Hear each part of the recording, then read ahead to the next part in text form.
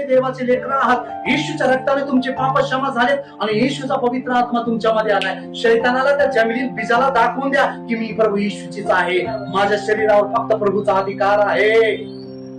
जेव्हा पुनरुत्थान होतं ना तेव्हा वासना नसताना, नवरा नाही, बायको नाही, देवासोबत इथंच प्रॅक्टिस करा.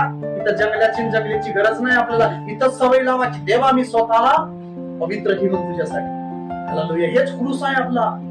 म्हणा हालेलुया.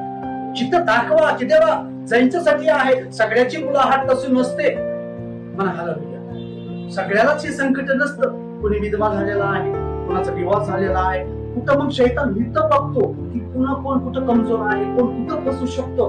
कोण म्हणते मला नवराच आवडत नाही, कुणी म्हणते मला बायकोच आवडत नाही. हालेलुया. आणि तो काय करतो मग त्या जंगली बीजाच्या नादाला लागतो.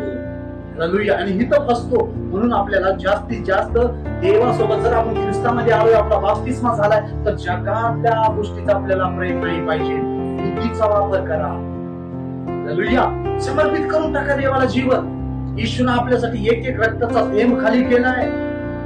त्या रक्ताचा अपमान आपल्या जंगली नादात घालवू नका.